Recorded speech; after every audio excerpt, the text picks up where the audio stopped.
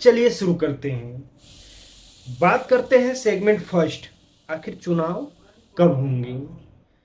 तो देखिए, सीधी बात, अब मामला लगभग साफ हो चुका है। इलाहाबाद हाई कोर्ट ने साफ आदेश दिया है कि 25 मार्च 2026 तक चुनाव का पूरा शेड्यूल तैयार करो कि आखिर चुनाव कब कराने वाले हो, बैलेट पेपर कब आने वाला है, सारा ब्यौरा 25 मार्च 2026 तक पूरा पेश करो। अब इसका मतलब क्या है?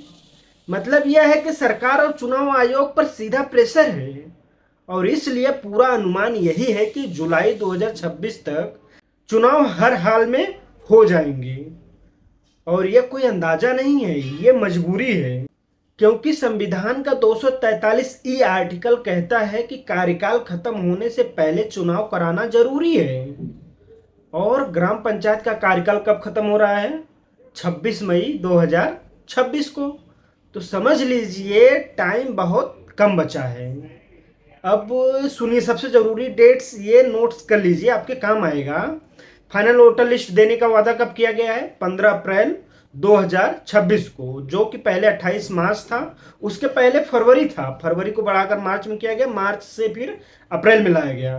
ग्राम प्रधान का कार्यकाल कब खत्म होने वाला है? 26 मई 2026 को। जिला पंचायत अध्यक्ष का कार्यकाल कब खत्म होगा? 11 जुलाई 2026 को।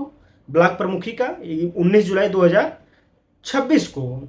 अब इन डेट्स को जोड़िए तो साफ दिख रहा है कि जून जुलाई के बीच पूरा चुनाव निपटाना पड़ेगा, यानी अब गेम शुरू होने वाला है।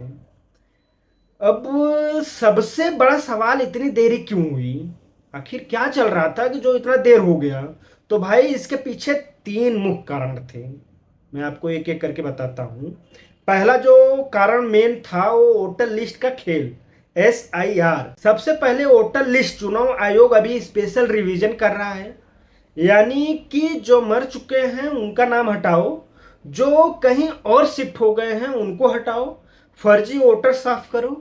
क्योंकि अगर गड़बड़ वोटर लिस्ट हुई तो बाद में पूरा चुनाव कोर्ट में फंस जाएगा, अटक जाएगा, फिर महीना 2 महीने का टाइम नहीं रहेगा, उसमें कईयों महीने निकल जाएंगे।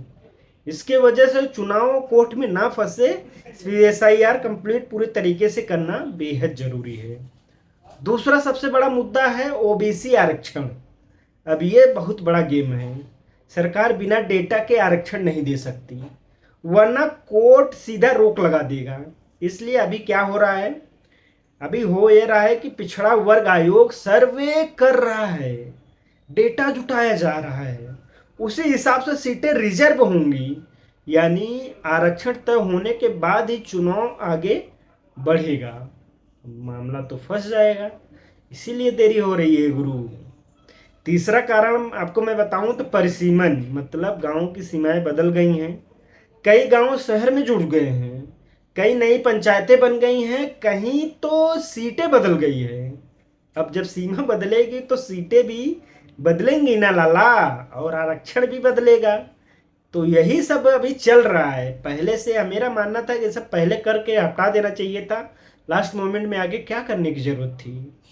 इसलिए पूरा मैप दोबारा सेट करना पड़ रहा है गवर्नमेंट को, और उसमें लेट हो रहा है, उसी में टाइम जा रहा है। अब सुनिए, सबसे बड़ी अंदर की खबर यह है कि पंचायती राज मंत्री ओम प्रकाश राजभर क्या कहा। उन्होंने क्या कुछ कहा, तो बोल रहे हैं, बयान दे रहे हैं कि मत पत्र यानी कि बैलेट पेपर पहले से छप चुके हैं।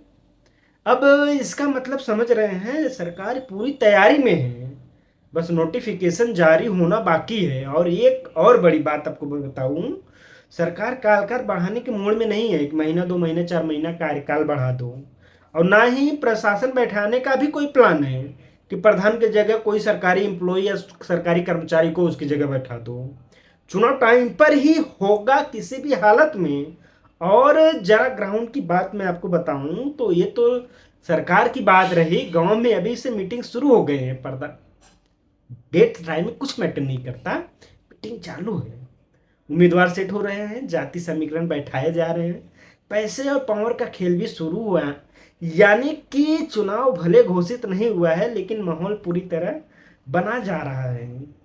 तो कुल मिलाकर कोर्ट का दबाव, सरकार की तैयारी और संविधान की मजबूरी तीनों मिलकर ये बता रहे हैं कि यूपी पंचायत चुनाव 2026 अब बहुत करीब है। और जैसे ही नोटिफिकेशन आएगा, सोच रहे हो क्या होगा? जैसे ही नोटिफिकेशन आएगा पूरा यूपी चुनावी मोड में चला जाएगा।